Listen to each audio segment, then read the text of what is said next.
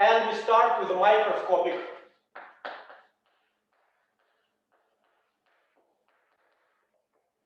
theory of superconductivity. So, part one. Friday will be part two. My question to you, what do you know about electron-phonon interaction? Did you discuss it in the course of electrons and phonons? I think we only discussed phonons, but also when we were discussing scattering in materials, we also considered the existence of electron-phonon scattering, but we didn't really talk about it in details. But we realized that it will have a lot of effect. Okay, let me then briefly recapitulate the essential things about electron-phonon interaction, because it's very important for everything what I'm going to say today. And then at the end of the lecture, we discuss, if you need more details, I will give you reference to some book where you can read more. First paragraph, which we are going to discuss today, is electron-phonon interaction. Electron-phonon interaction.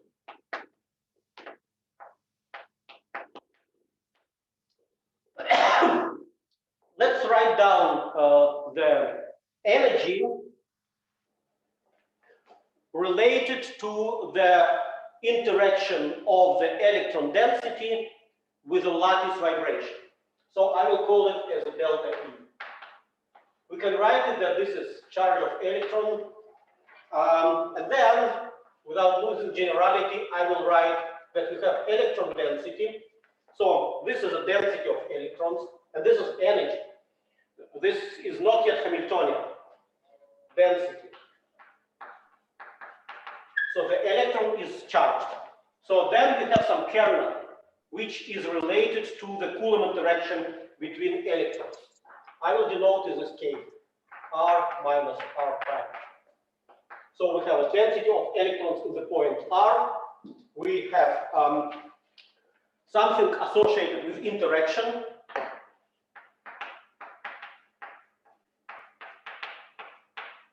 And the electrons which move in the lattice, they polarize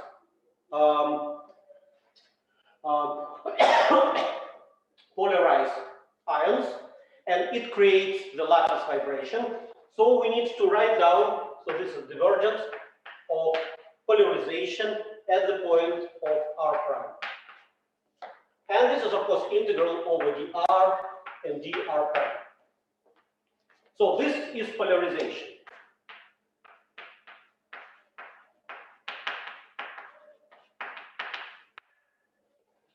So what sort of interaction we have in mind? So almost everything related to electrons is also related to Coulomb interaction, because electrons are charged. So K R minus R prime. And we discussed the electric function and properties of the electric function. We say that this is proportional to 1 over R minus R prime.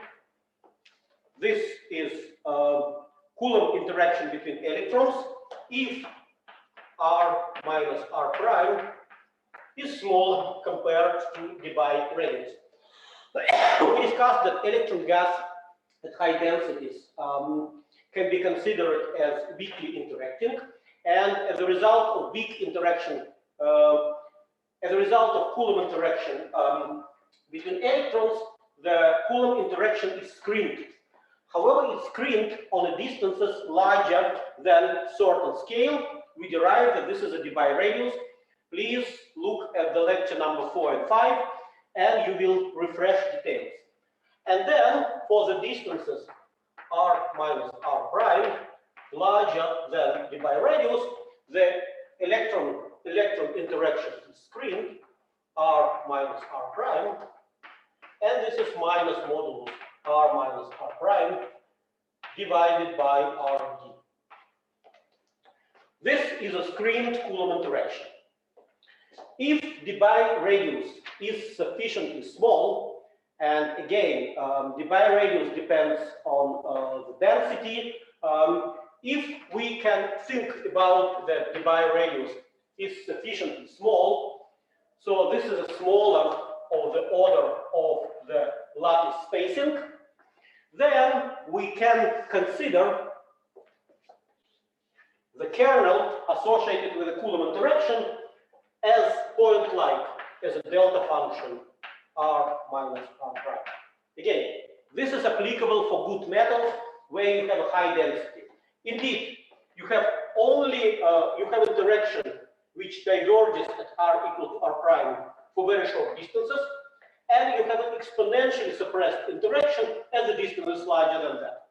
If the distance is small enough, you can approximate your kernel by the delta function, and therefore you can write down certain interaction. So the polarizability P, we write that this, without losing generality, is proportional to displacement. So you have your atoms, they deviate from the equilibrium position, you remember. So, and this is displacement. So this is basically A, and this is basically displacement. So this is C times displacement. It depends on r prime, and this also depends on r prime, the position of your ion. Having said that, we can write down very simple Hamiltonian which describes interaction between electrons and phonons. So with this logic, from delta AE, correction to the energy, we come to the Hamiltonian interaction of electron phonon, which I will write in the following way. So I will write some interaction constant lambda. So it's going to be integral over dr. This is electron density, and we know that electron density is expectation value of the operator psi dagger r, psi r. So this is electron density in the position r.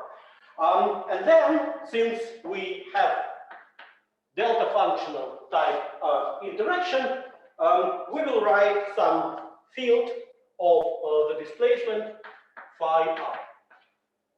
So this is again operator of electron density, and this is something which is related to displacement. And since displacement, well, not since displacement is real, field phi, this is part related to phonons, is also real. So phi star is equal to phi. Okay, and this is some constant which characterizes the strength of electron-phonon interaction. Let us write this Hamiltonian. This is already secondary quantized form, but in the real space. Let's write the same Hamiltonian in the momentum space. When we quantize operator of displacement in momentum space, and since it is real, you remember when we discussed phase transition, real field means the phi star minus k is equal to phi k. Since we are talking about operators, I'm saying that. So therefore, for quantization, we will get phononic fields b k dagger plus b minus k. Okay, and this satisfies this criteria originating from the real form of the field of the displacement. Therefore, I can write down my Hamiltonian in the momentum space, electron-phonon interaction, is equal to sum over K, sum over Q, sum over sigma, because I need, here I assume that there is a summation of a spin index. The phononic mode doesn't depend on spin, it's only related to lattice vibration. Instead of lambda, I will write down the amplitudes of the interaction, AQ. And now, the electron density, if you take a Fourier transform, this is A dagger K minus Q sigma, A K sigma. And then I have B Q dagger plus B minus. This is a Hamiltonian representing electron-phonon interaction. Let's look at the physical meaning and let's visualize what we have here. We have a two-term, this one and this one. Let's visualize it with a sort of graphics which I already used for the discussion of Bose systems. Okay, let's do that.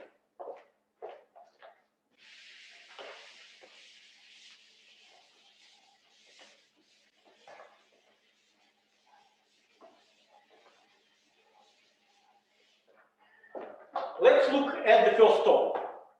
You create state with a momentum K minus Q, which means I will put it this way, K minus Q sigma.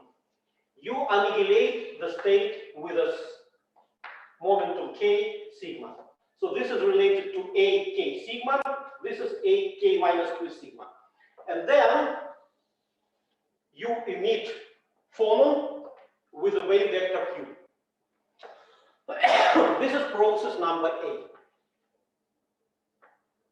number I. And this is second process. This is I.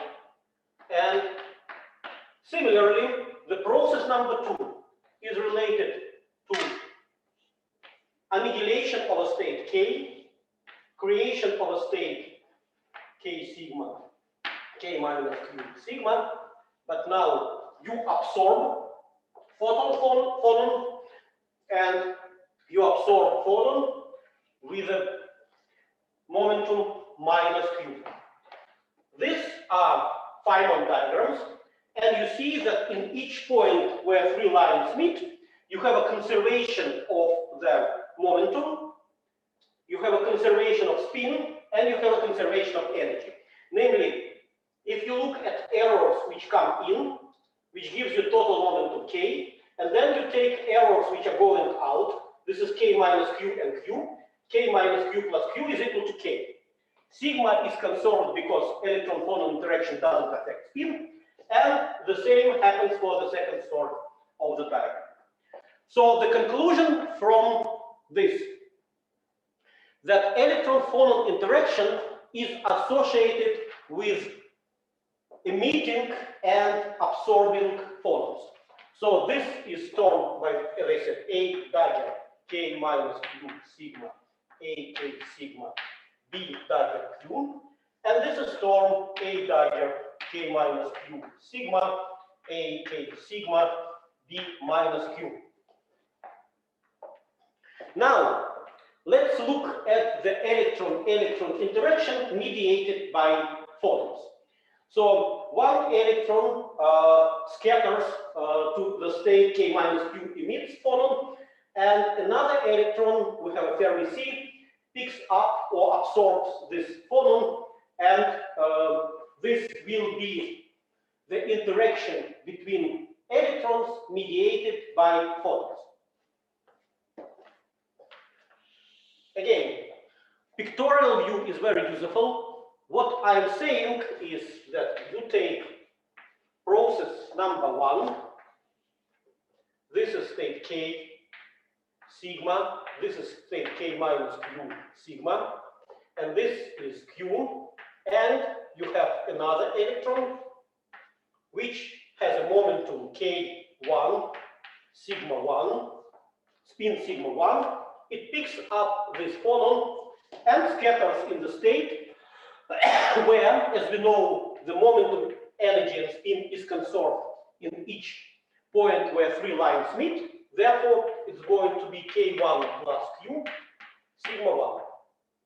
So as a result, you see, we have the interaction of a sort, if I write it down here, A dagger K minus Q, sigma, A dagger K1 plus Q, sigma 1, A K1 sigma 1, A K2 sigma 2.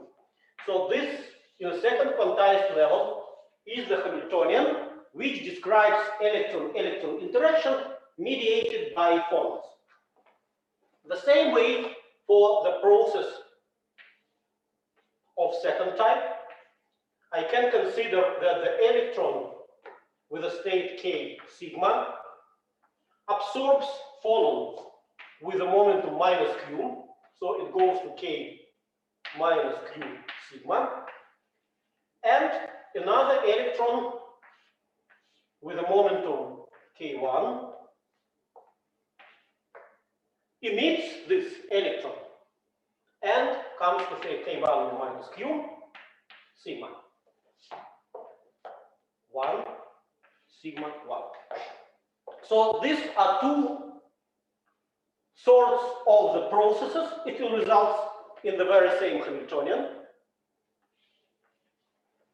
associated with exchange by, people say, virtual phonon. Because at the end of the day, the phonon made its job and it's gone. So it's either emitted and immediately absorbed or other way around.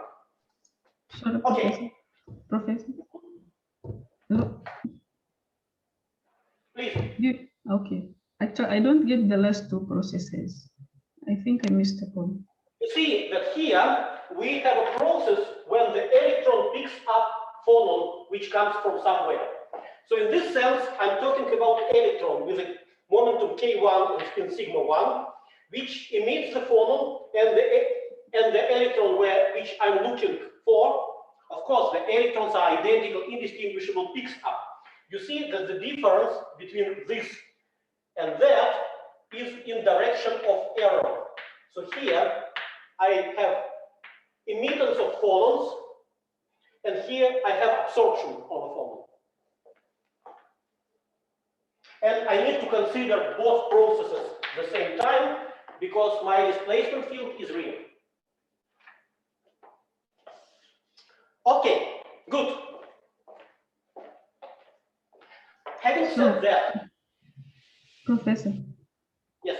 the last two processes are also between electron phonon, or it is between one like a... These are processes of emitting and absorbing electron. Now I'm drawing processes of electron-electron interaction mediated by phonon. So phonon only exists to mediate, to glue the electrons, so to say. But in reality, these processes relate to electron-electron interaction mediated by phonons, and these are simple processes associated with emission and absorption. In a few minutes, I say that these are second-order perturbation theory results. So we are looking for the interaction between electrons mediated by phonon. Okay, thank you.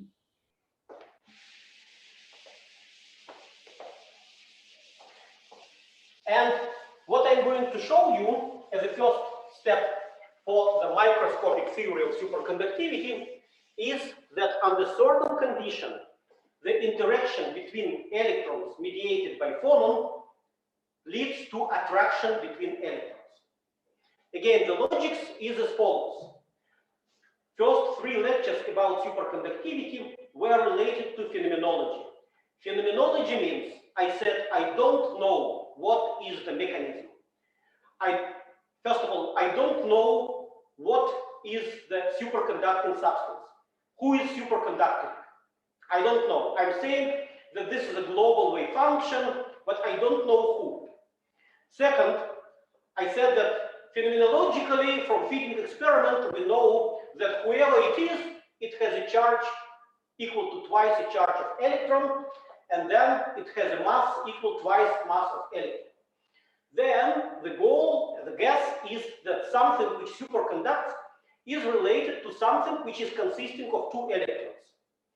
But again, in phenomenology, I don't know what is the condition that two electrons like to stay together and superconduct, because it's phenomenology.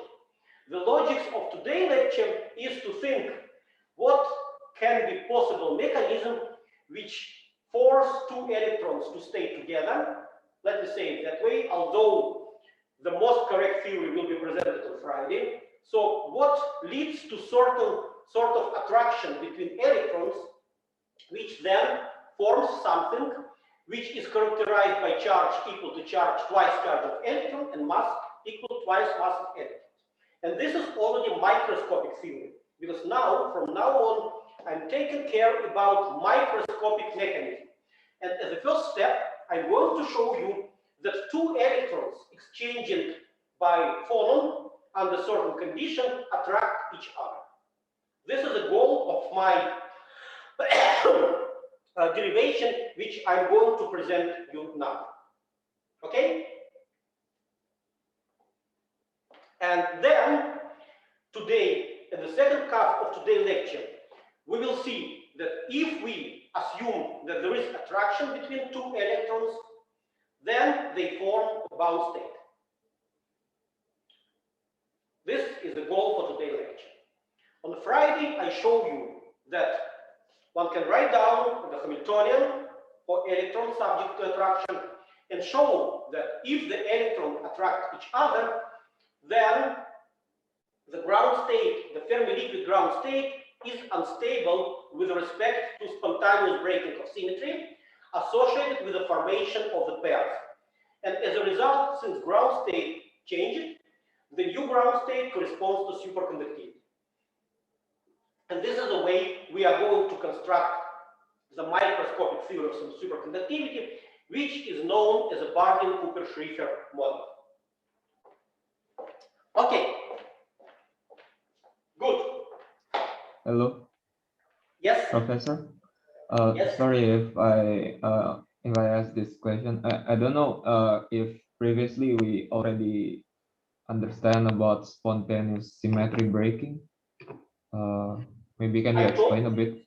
Several times that, for example, for Bose gas with interaction, we saw that the excitations in this system corresponds to phonons. And this phonons, gapless mode or Goldstone mode, is associated with the symmetry breaking. I told you that there is a continuous symmetry, which is U1. This continuous symmetry is associated with the possibility to add phase to your creation and annihilation operator. And this continuous symmetry is broken explicitly. We restore this symmetry by doing UV transformation. We diagonalize Hamiltonian and write down a new Hamiltonian in terms of new excitations. And we see that superfluidity is corresponding to spontaneous symmetry breaking. This is a Goldstone mode corresponding to spontaneous symmetry breaking. Friday, I'm going to discuss with you the same way of spontaneous symmetry breaking in electronic system, namely fermionic system, not bosonic. And when we discussed the phase transition, I told you that each second order phase transition is associated with spontaneous symmetry breaking. You have a magnet, you have a magnetization, so formation of giant, formation of all the parameter at low temperatures, and this is associated with the spontaneous symmetry breaking. When we discuss magnetism, we will see that paramagnetic state and ferromagnetic state are two states characterized by completely different symmetry. For paramagnet, the total magnetization is 0. For the ferromagnet or antiferromagnet, either uniform magnetization or staggered magnetization is non-zero. So these two states are corresponding to completely different symmetry. And second order phase transition is associated with spontaneous symmetry of the of your system. And moreover, these examples which I discussed are associated with spontaneous breaking of continuous symmetry. Contrast to spontaneous breaking of a discrete symmetry, you can easily imagine any sort of transition in a crystal. For example, if you have a transition from orthorhombic to tetragonal system in the crystal, this is a structural transition. This is, of course, not second order phase transition, but first order phase transition. But this structural transition, when your symmetry of lattice changing from one symmetry, orthorhombic, to another symmetry, tetragonal, is associated with the breaking of a discrete symmetry. You have certain point group symmetry, and in the phase one, you have one symmetry group, point symmetry group, not continuous. And another phase, you have another symmetry group. I'm not talking about that. I assume that you know something about structural transition from the course of electrons and phonons. Because this is also associated with phonons, which actually change the point group symmetry in a crystal. Okay? Okay. So if I understand correctly, then you're talking about the Hamiltonian that contains the term that's breaking the symmetry in the weakly interacting bosons, and then we have the transformation. I'm only going to show you that there is attraction, and if we naively consider this attraction between two electrons, we will get a pairing of two electrons which form a Cooper pair. So today I'm not going to talk about spontaneous symmetry breaking, but Friday I will. I see. Maybe can you also show the picture later so we can understand more about Picture of what? The symmetry breaking and Okay, related to phase. Look, this is what we discussed the model of phi to the 4. This is Gibbs energy, which is phi naught plus a phi square plus d4 phi to the 4. And we said that if temperature is above Tc, this is our free energy. If temperature is below Tc, this is our free energy. So we see that the minimum, which was stable above Tc, becomes the unstable maximum.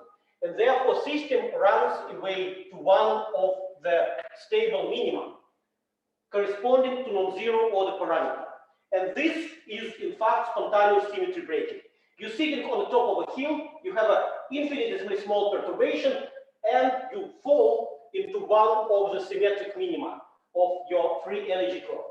This is visualization of what I call spontaneous symmetry breaking, because you cannot sit on top of unstable maximum. You need to go down to minimum of your free energy landscape. The same with superconductivity. This is essence of any second order phase transition. Okay, I need to move on.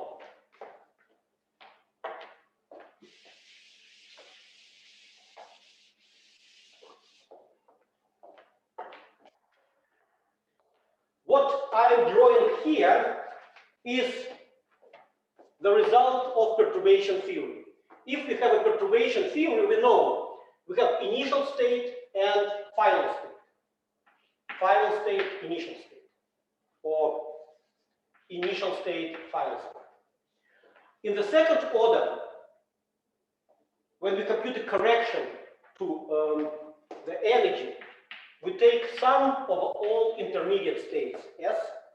We have a matrix element finite S, where S initial, divided by energy of initial state minus energy of the intermediate state. I remind you what you learned in the course of advanced quantum mechanics about perturbation theory. So let's consider the electron-phonon interaction as a perturbation and compute second order correction to interaction between electrons thanks to the electron-phonon interaction. For this process, it's the same. This is initial final plus sum over all intermediate states, Vs Fs, Vsi divided by EI minus ES. These are energy. By the way, you remember, I hope you discussed it in the course of quantum mechanics. If you take the ground state corresponds to minimum of energy. Any second order perturbation theory correction to the ground state reduces energy. So it has minus sign just because of that. So let's now visualize this process, namely this one. This is some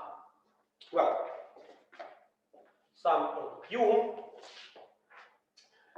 VFS. So first of all, what is initial state and what is final state? The initial state corresponds to energy K. So I have electron with energy K, with momentum K and energy epsilon K. The intermediate state corresponds to energy K minus Q plus H omega Q. So this is initial state. This is intermediate state. Then I have a matrix element AQ minus Q and AQ. So this is VSFS. This is VSI. Okay? And I should take a summation over all intermediate states. So over all possible Phonon realization with a Q. However, the reality of field phi, so phi dagger is equal to phi, says me that A minus Q is equal to AQ dagger or star.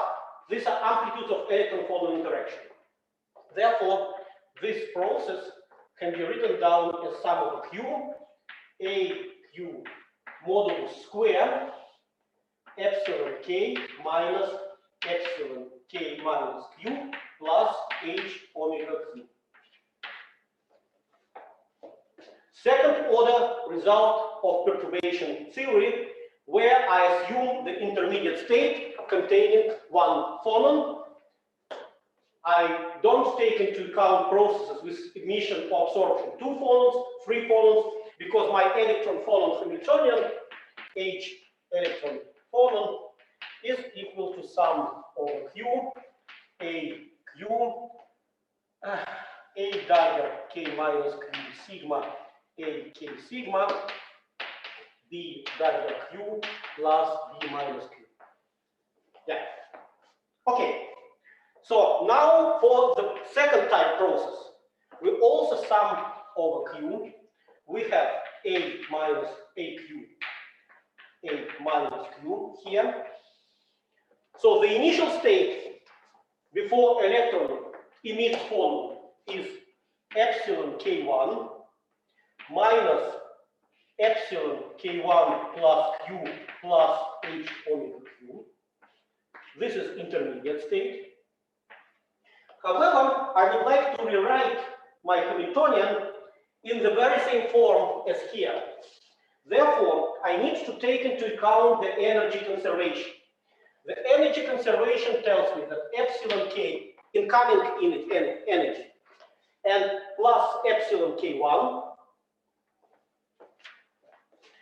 energy of all incoming particles, K1, is equal to energy of outgoing particle, K minus Q plus epsilon K plus Q. So this is the energy conservation in the process of exchange by the phonon. From this condition, I immediately get that epsilon K1 plus Q minus epsilon K1 is equal to epsilon K minus epsilon K minus Q. So therefore, I can write down this as a sum over Q, AQ modulus square, divided by, so epsilon K1 minus epsilon k plus q is equal to minus, I have epsilon k minus epsilon k minus q minus h omega q.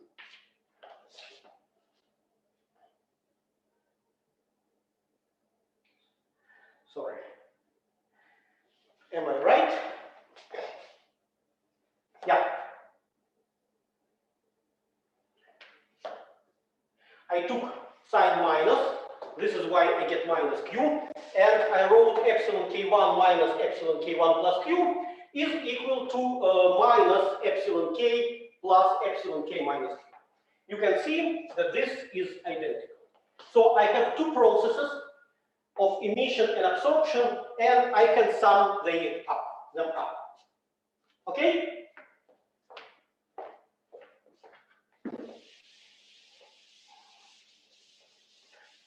Let me fix q. I'm not going to write down sum over q anymore. I'm just continuing here that what I have, a q modulus square. The first process is epsilon k minus epsilon k minus q minus h omega q minus 1 over epsilon k minus epsilon k minus q plus h omega q. So this is sum of these two processes, second order perturbation theory. If I complete this operation in the brackets, I have aq modulus square times 2 times h bar omega q divided by epsilon k minus q square minus h omega q square. So this is effective constant which mediates the interaction between electrons through the phonons.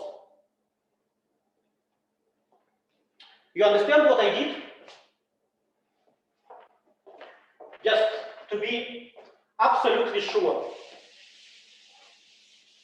I would like to write in the Hamiltonian term sum over k, k1, q, sigma, and sigma 1. I wrote that this is k dagger, k1 plus q, sigma 1, k dagger, k minus q, sigma, a, k, sigma, a, k, 1, sigma 1.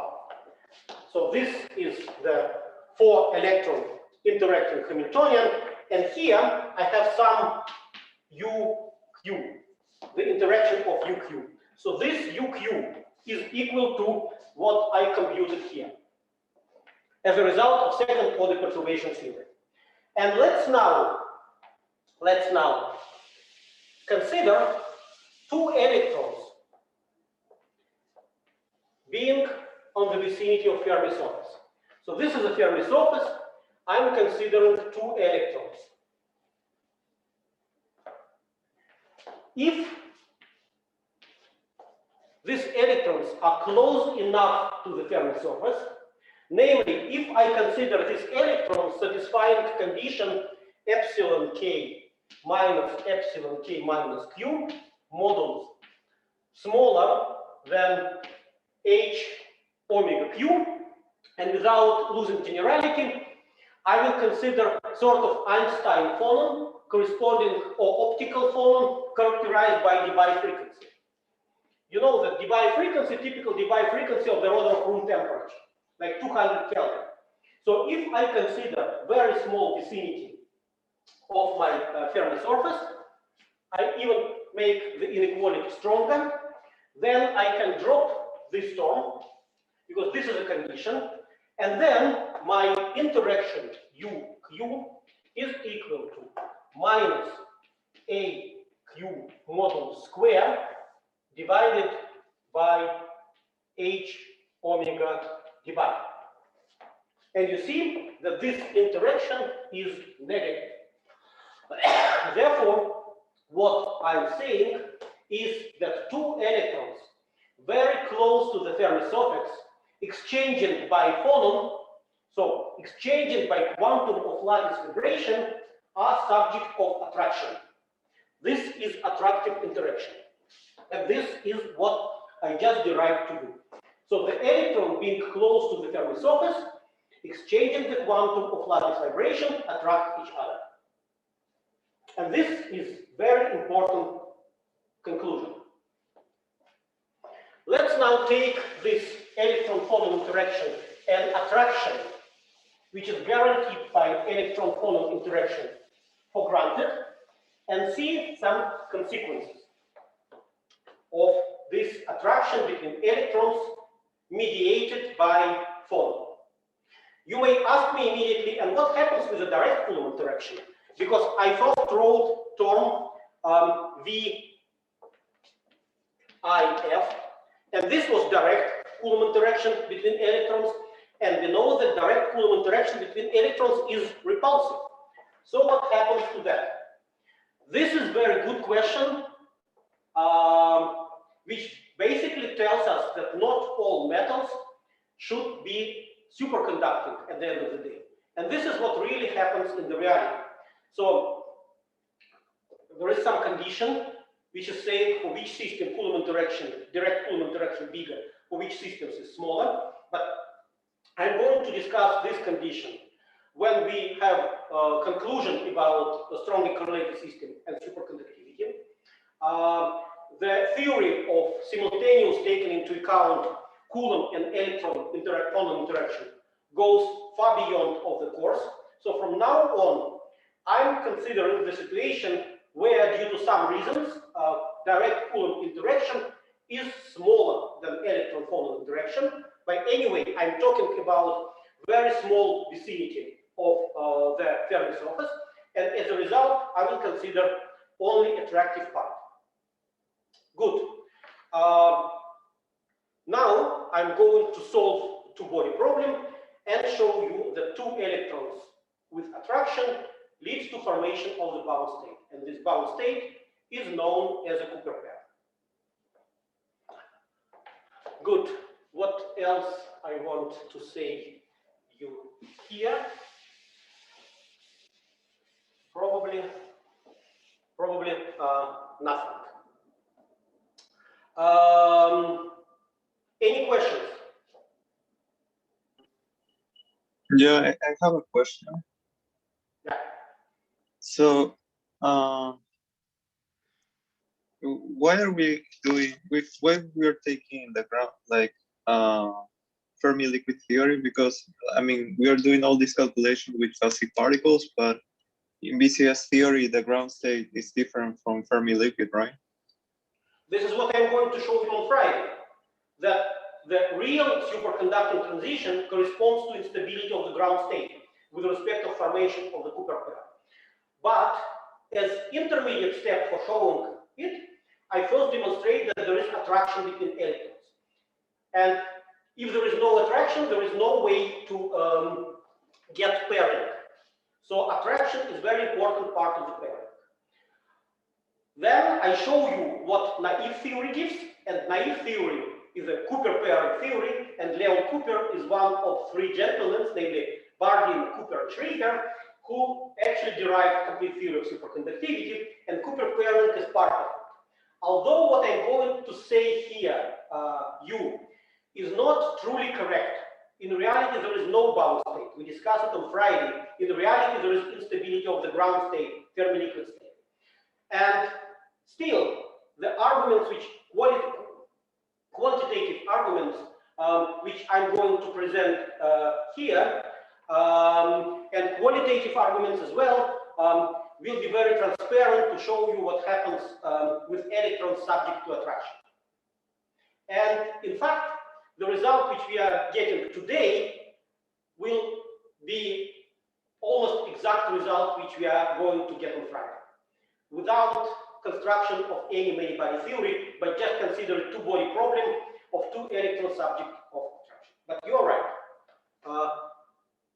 True theory considers the Fermi sea, considers interaction between electrons in the Fermi sea, and since we are dealing with the conventional superconductors, metals like aluminum, we are allowed to use parabolic spectrum. So we take spectrum as p squared over 2m, or spherical shape of the Fermi surface.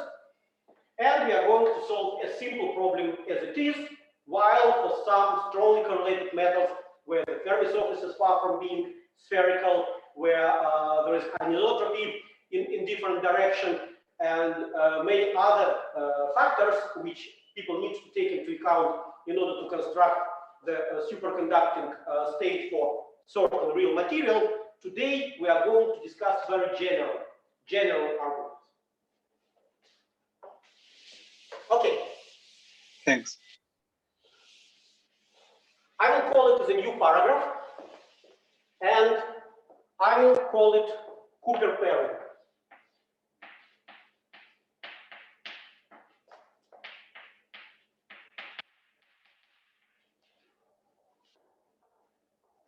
So basically, I'm going to solve the Schrödinger equation for you today. So we consider Fermi sphere, which is the ground state of the Fermi gas, and which is the ground state of a Fermi liquid, and we consider that our spectrum is close to be parabolic.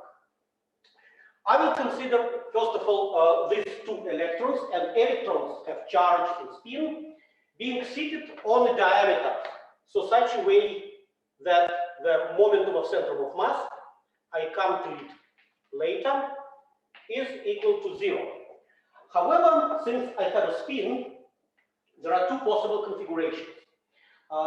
There is a spin equal to 0 and spin equal to 1.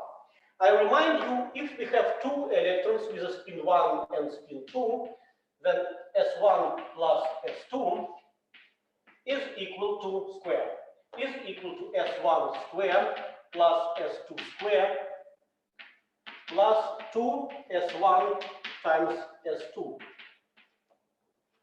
Therefore, the product of S1 and S2 is equal to 1/2 S1 plus S2 square minus S1 square minus S2 square. Since we are talking about electrons with spin 1/2, I remind you that S square is equal to S plus 1. This is eigenvalue of the operator S square. Therefore, for spin 1/2, we have 3/4. So this is 1/2 times 3/2. It's equal to 3/4. Therefore, if I consider first state with a total spin equal to S1 plus S2 equal to 0, then what I have here, then S1 times S2 is equal to 1/2. 0 minus 2 times 3/2, this is 3/4, this is 3/2. So this is minus 3/2. This is equal to minus 3/4. If I consider the total spin S1 plus S2 equal to 1, then S squared is equal to 1 times 1 plus 1 is equal to 2, and S1 times S2 is equal to 1/2. 2 minus 3/2 is equal to 1/4. So you see that the singlet ground state, this is a singlet, and this is a triplet. So the singlet ground state has always smaller energy, which means if I consider two electrons in the vicinity of Fermi surface, without losing generality, being interested in ground state, I will consider them in a singlet state. So the total spin of two electrons is equal to 0. Okay. And therefore, I will forget about spin at all. I'm only interested in the singlet configuration of this two-state. Okay, so then I would like to write the wave function. I say the wave function has a coordinate and spin part. Now I'm interested, so the wave function, I will write it down once phi r1, r2 is equal to chi sigma 1, sigma 2 times psi r1, r2. So the wave function sigma 1, sigma 2 can be factorized and write down as a product of spin part and coordinate part.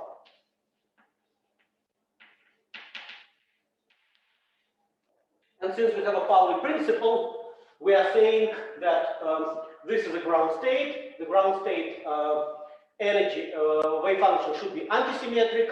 So if coordinate part is symmetric, spin is antisymmetric, and the antisymmetric part is singlet. Because chi sigma 1, sigma 2 is equal to up, down, minus, down, up, divided by square root of 2. This is a singlet part. I wrote it explicitly. I'm interested in the ground state. This wave function should not have zeros and should be symmetric. That's it. From now on, I will be writing the equation for this part. For the triplet part, it's other way around. The spin part will be, this is singlet. The spin part will be symmetric, the coordinate part will be antisymmetric, but this corresponds to excited state. I'm not going to deal with it today. Okay, I'm going to construct this psi R1, R2 in terms of plane waves. So it will be somehow related to the product I K1 R1 plus I K2 R2. So this is then K1, and this is then K2. Okay? However, as you know, the two-body problem in classical and quantum mechanics can be translated into one-body problem in the system of the centrum of mass. So, in order to deal with my wave function, before I write down the Schrödinger equation, I would like to use a new coordinates. So, I will write that R is R1 plus R2 half, and rho is R1 or R2 minus R1. Let me see how I define R1 minus R2. Doesn't it? So this is a coordinate of centrum of mass.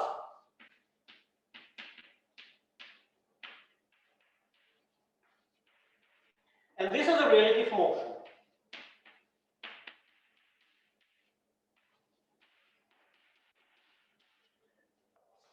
The simple connection is that R1 is equal to rho R plus rho half, and R2 is equal to R minus rho. So these are my coordinates R1 and R2, and these are coordinates of centrum of mass and relative motion. Then I will introduce the momentum of the centrum of mass, which is going to be K1 plus K2. And I will introduce Q as a momentum of relative motion, which is K1 minus K2 over 2. Again, centrum of mass, relative motion. And finally, I will write my wave function using the basis of a plane wave. So my wave function, which depends on R and rho, is sum over Q, some coefficient CQ, which depend only on the centrum of mass momentum, times I K R plus I rho I cube rho. So I use the basis of plane waves as full orthogonal complete basis, and I can write down any wave function in terms of a summation of a full orthogonal basis, and I'm now interested in the amplitudes, which depend on Q and depend on T. And to write down and determine this amplitude, I will write down my Schrödinger equation in the momentum space and solve it under certain approximation. This is the logic. Okay? Nothing about spin anymore. Spin part is a singlet.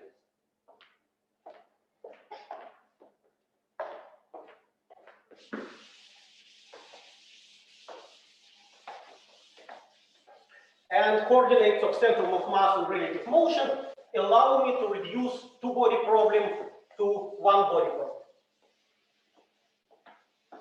which is possible both in classical and quantum mechanics. So the Hamiltonian, which I have, is minus h squared nabla divided by 2m minus h squared nabla divided by 2 mu plus v, which depend on rho. Of course, the interaction depends only on the difference between R1 minus R2, which is rho according to my notations. So mass m is a sum of the masses plus m2, which is going to be equal twice mass. I'm considering two identical electrons, and mu, I remind you, is a reduced mass. 1 over mu is 1 over m1 plus 1 over m2. Therefore, mu is equal to m1, m2 divided by m1 plus m2. And for two identical particles, this is 1/2 m. So this is a total mass, this is a reduced mass. And this is a Hamiltonian written in terms of the Laplacian related to R and Laplacian related to rho. Okay, now I use the form of the wave function which I just erased and write down the Schrödinger equation, which tells me that chi squared over 4m, this and this, plus q squared over 2 mu, mu is m1/2 m times c q k plus sum over b q q1 c q1 sum over q1 is equal to e c q, where v q q1 is equal to integral over d rho e to the power minus I q rho d rho e to the power I q rho. So I took a matrix element with respect to plane waves. This is my Schrödinger equation. Written in momentum space, you are more familiar with writing Schrödinger equation in the coordinate space, but I already used this type of Schrödinger equation when I derived dielectric constant. Okay. Now,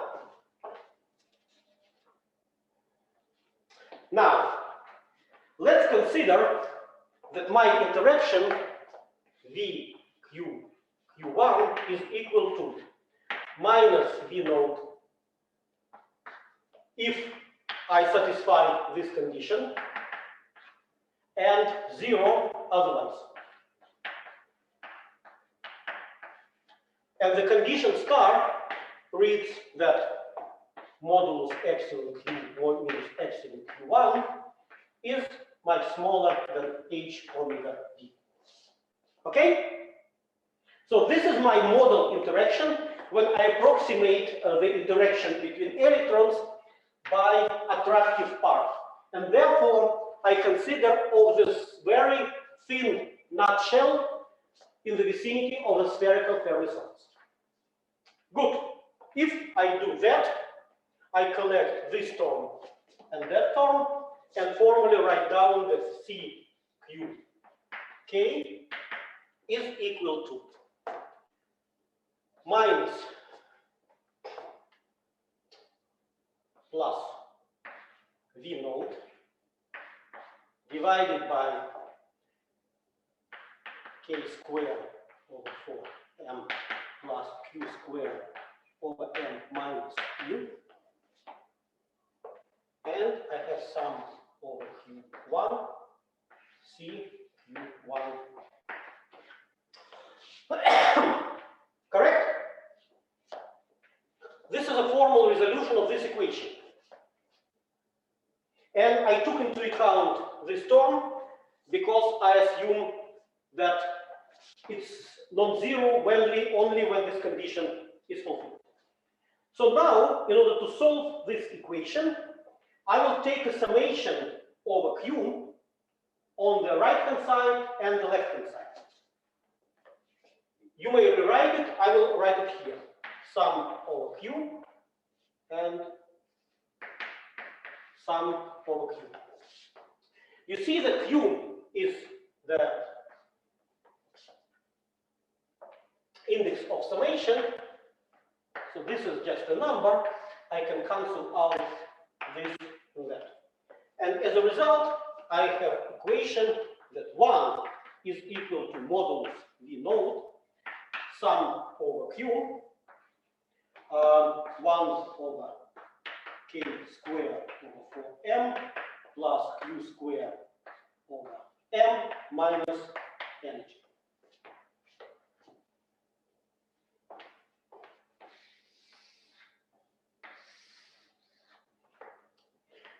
Let's me first discuss the situation which I plotted here, which says that two electrons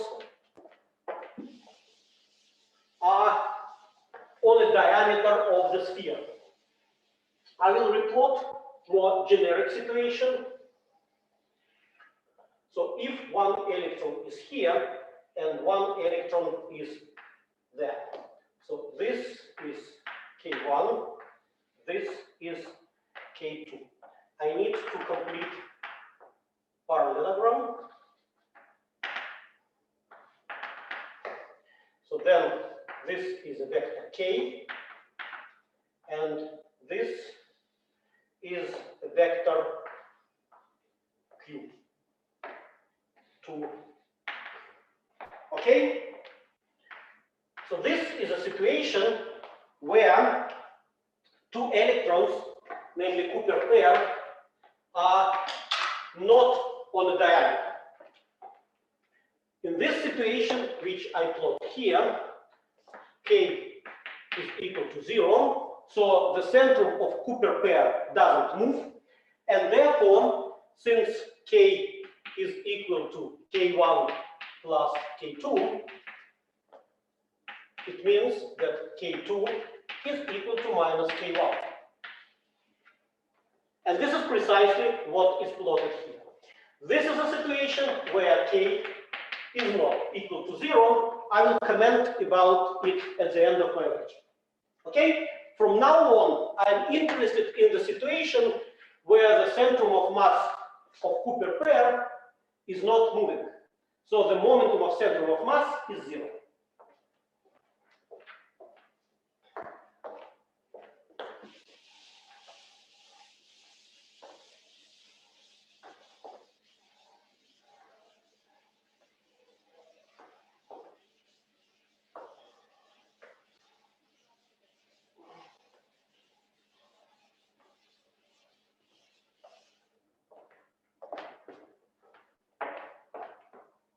So I'm going to solve the equation 1 is equal to modulus V naught sum over Q 1 divided by Q squared over m minus.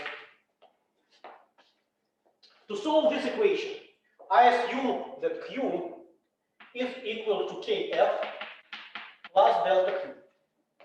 In fact, this is true because this is Kf. Now I'm talking about modulus. Therefore, Q squared over m is equal to Kf squared over m plus 2 Kf delta Q divided by m plus delta Q squared over m. Just identical operation. However, I will assume that delta Q is much smaller than Kf. Again, please look at the picture, and therefore I will drop this term. Now, let me massage the right hand side of the equation. It is equal to modulus V naught. I will replace the interaction by summation. Sorry, summation by interaction. So I will write it as an integral dq over 2 pi cube. From now on, h bar is equal to 1. And I have 1 divided by q squared over m minus energy. So this is the same time equal to modulus V naught. Since, as I said, the deviation from the Kf is very small, I write it as 8 pi cube. Then integrating over angle gives me a solid angle 4 pi. Then I wrote that this is Kf squared d delta q. Therefore, I have Kf squared integral d delta q. And here I have over 2 Kf delta q over m plus 2 Fermi energy minus Q. Because this is precisely 2 Fermi energy. And I will denote with a capital curly epsilon the energy which is equal to Fermi energy minus Q. New notation. So, the limits of integration tells me that if I consider if I consider electrons, so if delta Q is positive, I need to say that Q squared over 2Lm, which is actually smaller than twice Fermi energy plus twice the pi frequency. This is the condition which I want. Therefore, the integral will be from 0 to actually 2d pi frequency times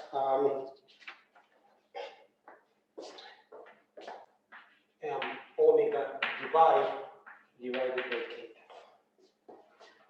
So this is for electrons. However, I can write down equivalent equation from the hole. The holes are positively charged particles. I remind you when we consider the basics of Fermi liquid. This was our spectrum, then I reflected it. So this is branch related to electrons, this branch related to the holes. So I can do the same trick. The particles, holes are epsilon p, electrons, holes. Electrons are negatively charged, holes are positively charged, but holes and electron being subject to electron-phonon interaction result to the same attraction. So what I can do to take into account the holes, I will write the integral from minus m omega d over kf. I included this part. However, I need to put modulus q. and this is E. Okay. Combining all terms and introducing new variable, which is new variable x, which is m2kf delta q divided by m, I got for the right hand side modulus v naught kf over 2 pi square multiplied by m over 2kf, and the integral from minus 2 omega d to omega d dx divided by modulus x plus epsilon. Good. This is kf squared. So what I see here, I cancel out this, I cancel out that. I have mkf over pi squared. This is the density of state as a Fermi energy. So here I have mkf divided by 2 pi squared, because this is the density of state per given speed projection. Then and then I have this integral, and I still have a factor 1/2. Do you follow me? I'm doing simple algebra. Now I'm rewriting this equation. 1 is equal to modulus V naught times density of states at the Fermi level times 1/2. This is this one. I still have another 1/2 coming out from here, but I will replace this integral, since I have a modulus here, by twice integral from 0 to omega d dx divided by x plus epsilon. So this gives me 1. I have 1 is equal to modulus V naught density of states at the Fermi level divided by 2.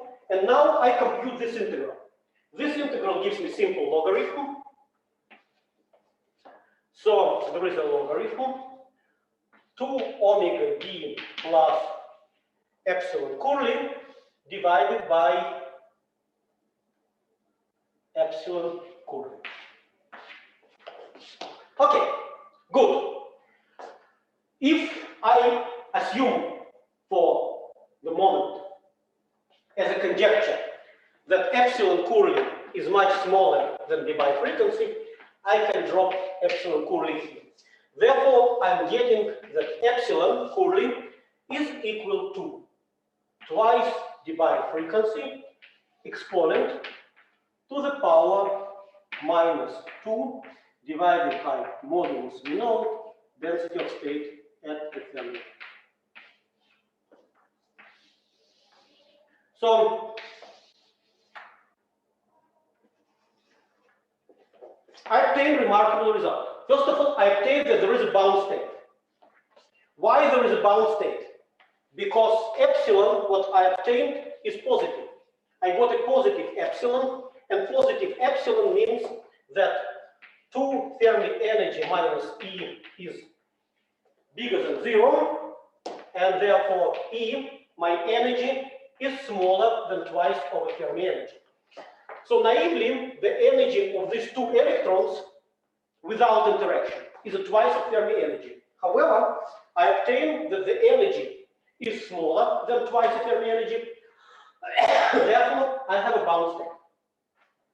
So, all this, moreover, if my dimensionless coupling constant is sufficiently small, and this is indeed subject, is indeed true for the electron-phonon interaction, I immediately see that my initial assumption that E curly is much smaller than twice the omega divide is correct. So namely, what I obtained is the bound state of two electrons subject to attraction due to electron-phonon interaction. And in principle, in your homework, you have a problem for cylindrical quantum well. And you may see that this problem has very deep relation to the problem of Cooper pairing, which I showed to you, because first of all, we saw the Schrödinger equation considered three-dimensional Fermi scheme. However, assuming the two electrons sit on a diameter and introducing the variable of relative motion, we simultaneously take a cross-section of sphere. So basically what we have here is a circle and two particles sitting on the diameter of a circle. So the problem becomes two-dimensional. You just cut the sphere, you have a circle, and you consider two electrons. This is a condition if they sit on the diameter. If they don't sit on the diameter, I cannot do this anymore. And then by introducing this pairing potential, which I modeled thanks to electron-phonon interaction, you can reduce the problem which I solved in the coordinate in the moment of space by standard Schrödinger equation, two-dimensional Schrödinger equation in the coordinate space. If you do calculation, proceeding the calculations in the coordinate space, doing the same things which you used to do in advanced quantum mechanics, you will express solution in terms of Bessel functions, you will play with the properties of the Bessel function, and you show that under certain condition, you will get a bound state which is exponentially shallow. The point is, if you have a two-dimensional well, whatever shallow it is, you always have at least one bound state in the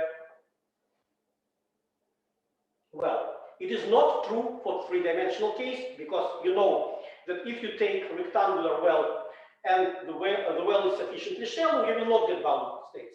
It is not true for three-dimensional situation, but in two dimensions, it's always correct that any rectangular shell, with a certain boundary condition, of course, has a bound state. And if the well is shallow enough, the bound state is exponentially shallow. Good. In principle, I complete what I plan to do, but I still have few minutes. And within these few minutes, this is the main result which I obtained today. On Friday, I will obtain that the gap, the spectrum acquires a gap, and the gap, which corresponds to the energy of a Cooper pair, scales precisely in the same way. I'm going to show you using UV transformation or Helmholtz transformation on Friday, but let me comment a little bit about this problem. I leave this problem for you to solve at home. So namely, to solve the Cooper pairing problem, considering non-zero momentum of the center of mass, but I'm going to give you a few hints.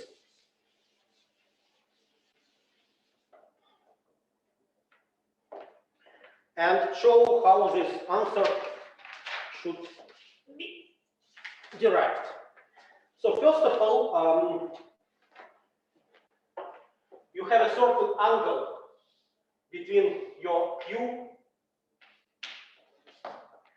and K, K1. So if I denote modulus T as modulus of a cosine angle between Q and K1,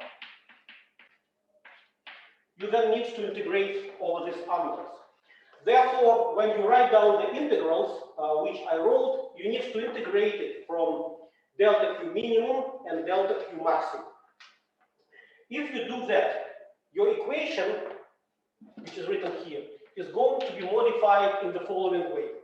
So this is V naught, density of states at the Fermi energy, times 1/2, times integral from 0 to 1 dt, and you have a logarithm 2 omega d divided by kf kt over m plus epsilon.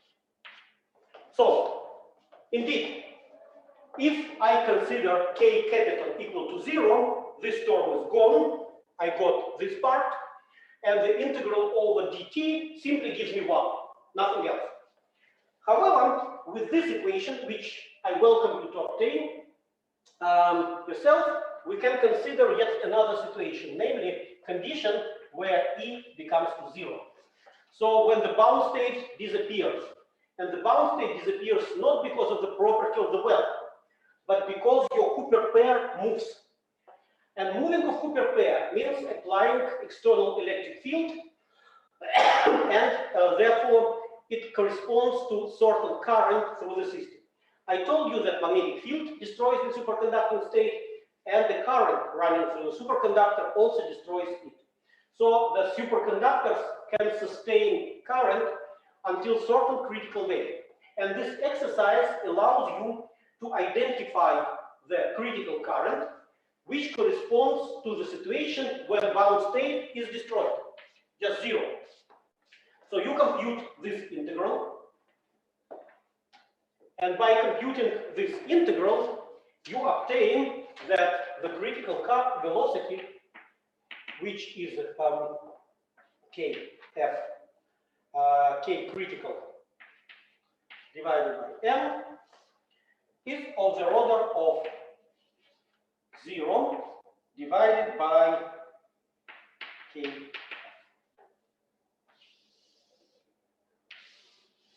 where epsilon 0 is this quantity. So this is a critical velocity. Oh, I will probably write it correctly. So you see that if epsilon node epsilon 0 is exponentially small, then very small motion of the centrum of mass destroys the Cooper pair, destroys the bound state.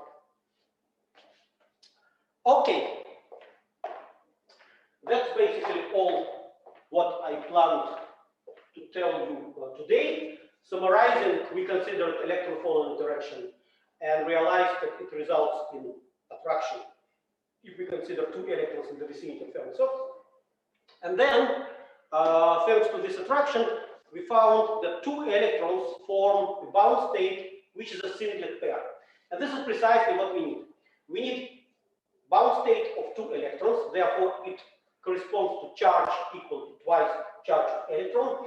It corresponds to mass equal to twice mass of electron, and this pair is non-magnetic because it is in a singlet state. Therefore, we know if we apply the magnetic fields to the Cooper pair, we will get so-called pair breaking effect. Namely, the magnetic field acting differently of spin up and spin down will break the Cooper pair. This is how microscopically superconductivity is going to be destroyed. So magnetic field breaks Cooper pair, and there is a critical velocity of Cooper pair. If we move it with a certain velocity larger than the threshold velocity, we will also get that Cooper pair is destroyed if the velocity exceeds the critical line. And this resembles very much the Landau criteria for superfluidity. Good.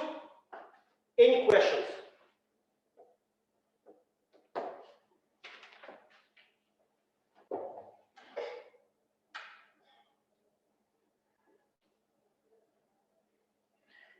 Friday, we derived the microscopic equation, which is a BCS equation. We identify the spectrum of new quasiparticles, electrons and holes.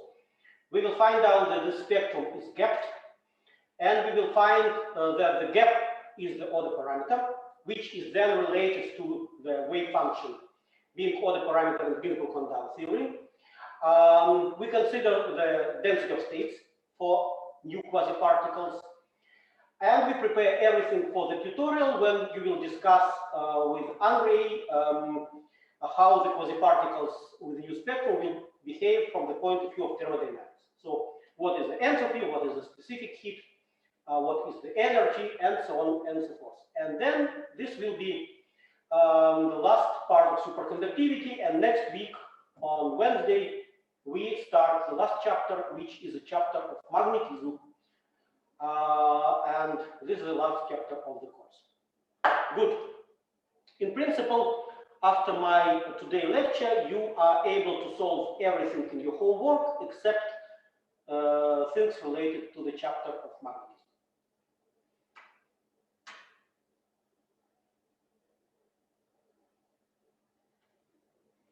If there are no questions, we are finished for today, and then I see you on Friday.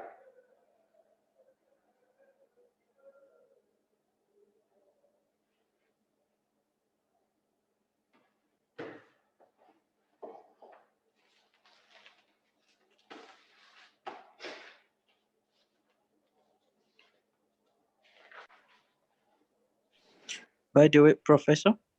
Yes?